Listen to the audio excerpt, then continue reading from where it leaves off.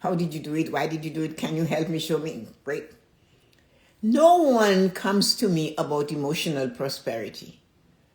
Nobody asks about mental acuity.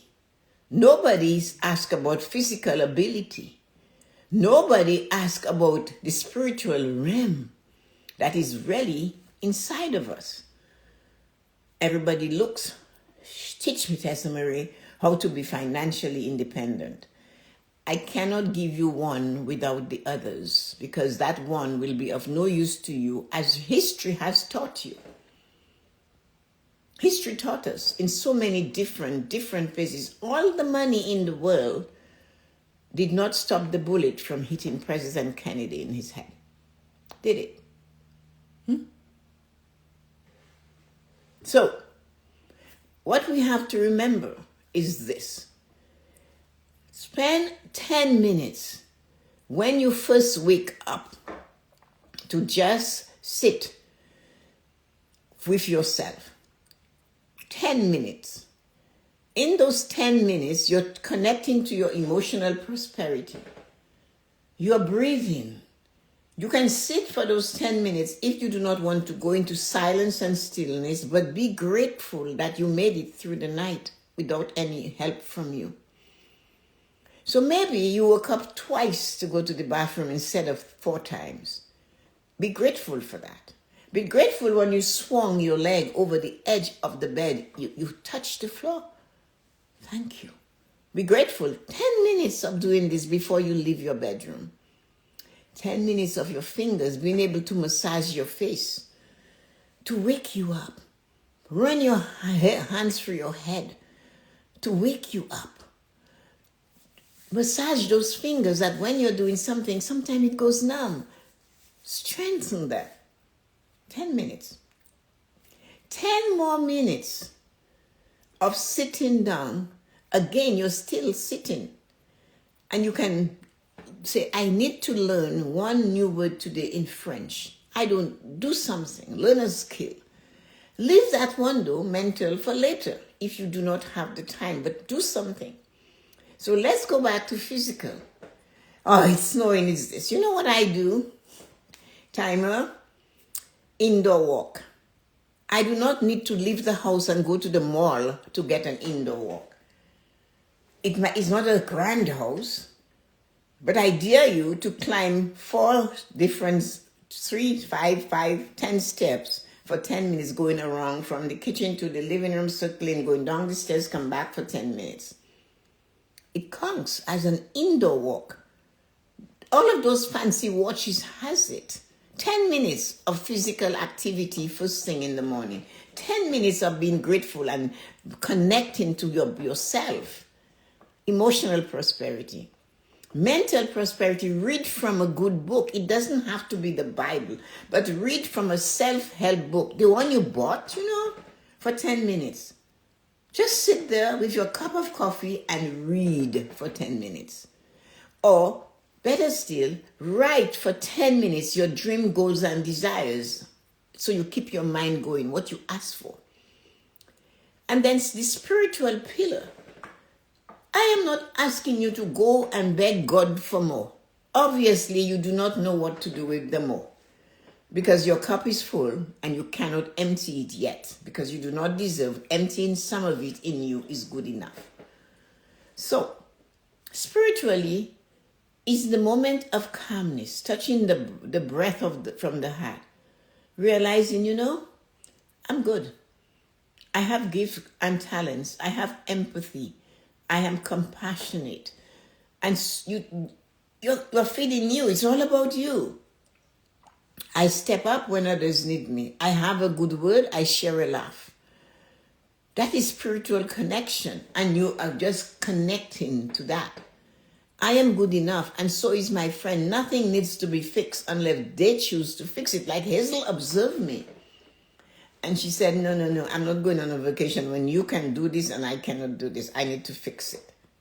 That's what I'm talking about. We need to realize, we need to connect with our spirituality. It's not a Bible reading, a rosary said. It's not going to church and then coming out of church and criticizing others or driving like you can't wait to get out of the parking lot of the church. You're going to take somebody's leg out on your way.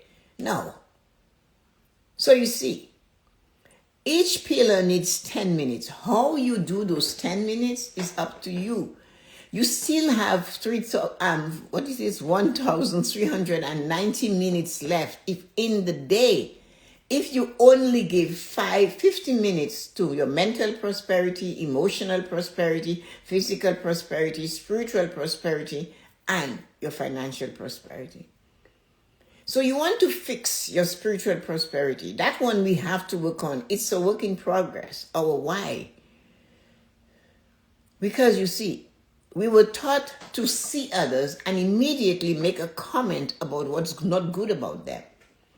And we do it back and forth to each other. So it's quite a maze that we're in. So what we need to do, though, is to pause in that 10 minutes and work on saying, I am happy and grateful. I am choosing to use impeccable and exquisite words to talk about myself and others. And you're telling me, Tessa-Marie, I don't talk bad words about myself. So why do you look at your wrinkle and you frown? Why do you tell me you're fat? Why do you tell me you're not, I'm in pain? Why? You see, that is using the words. You don't, like I call them sensation. I have this sensation here or this sensation there. You cannot say that word with a frown. But when I'm in so much pain, if you go, I have a sensation over here, and then do not criticize this person to your face and say, you're not good enough. You cannot do that. Stop it. So that's the spiritual part of it. Physically, what are you ingesting? What have you ate today that makes you feel discomfort? Why do you keep doing it? Ask yourself why. At the end of the day, everything we do rests on our why. Why are you doing this? If you have a strong why, you will succeed. Because your why is your reason. Like when my boss said to me, Tessa-Marie, it's dangerous here. It's awful doing this job. But you know why I do it? And he pointed to the picture of his 2 children on his desk. That's why I am here. And if you have, that was his why. There comes a time when these children are grown, you have to start saying, what is my why? Why am I doing this? I am doing this because I love to share. I am doing this because I love learning about myself. Every time I speak, every time I prepare, every time I meditate, every time I write, and an idea comes up, I take it and I run with it to give it to you. Because I got it and I know what it feels like. Instead of us saying, you know what, I should have observed this, I should have listened to this person, I should have rested for a moment, I should have said something, I should have, all of these should haves. But we cannot do anything. When we take all of those things, we are living in the past. And why you're should having and why you're regretting, the moments in time are leaving us. Time is the only thing we have. This is all we have. But what do we do with this time that matters? When somebody said to you, Tessa-Marie, I have no time for all of this mumbo jumbo. Well, what do you have time for? If you have no time to learn how to relax and meditate for 10 minutes, lie in your bed instead of rushing like a wild thing, and twist and roll your ankle, massage your shoulder, your face, for 10 minutes, drink some water slowly, then what do you have time for? That's the question you have to ask yourself. What is your why? The stronger and the deeper your why, the most important thing, you now become my what. This is my why. What is my what? Do not ask the question of how. How always comes. And the word that they should never have allowed people to use is hope. Hope tells me you're sitting defeated and you're waiting for hope. And hope is not a plan. Hope has no plan. What is your plan? I'm just hoping it gets better. No, hope is not a plan. Hope does not take action. Hope sits and waits, and hope accepts without question. Because hope did not make a plan. Hope cannot say, why are you doing this to me if you're being battered? You just accept it. Hope for somebody to decide, I'm waking up today to make you, another human being, happy. Come on. Whose plan is that? You're feeding a family. You have to. That's a responsibility.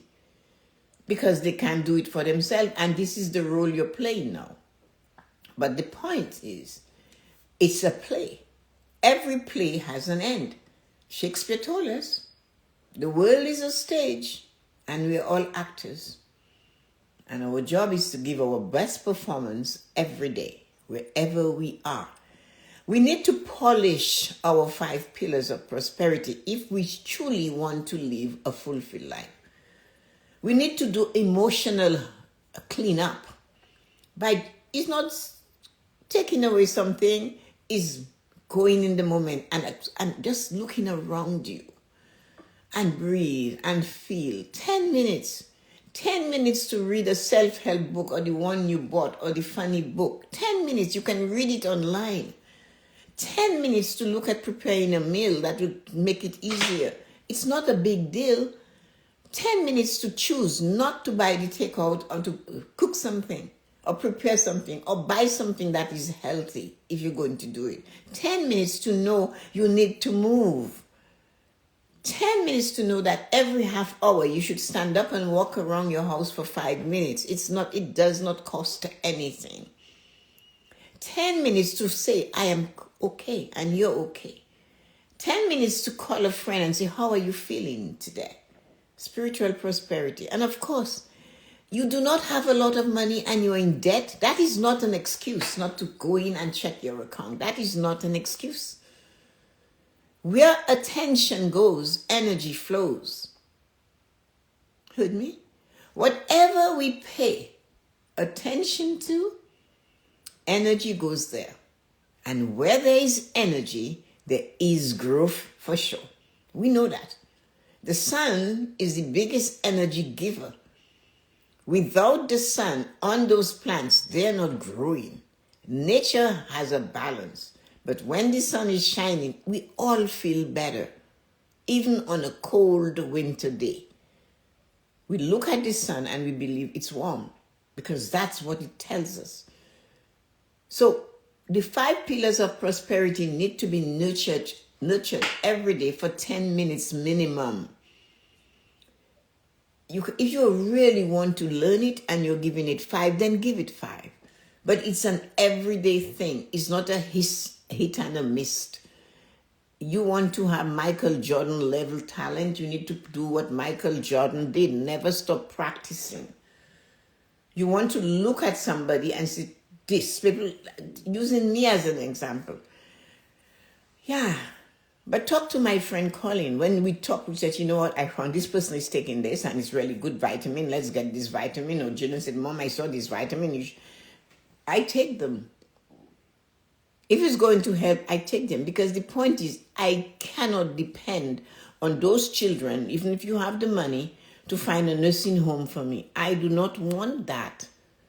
So therefore, I have to move. I have to think. I have to keep alert. I have to learn. I have to challenge myself. I have to watch my money. Watch my spiritual attitude towards others. Am I full of hate? Do I blow off the handle right away spiritually? Physically, can I move? Can I eat properly? Am I digesting? Well, if I don't digest, what's now? Well, you're getting older. Well, yeah, that's the cause. What I need to know the cause. That's the symptom. What do I do?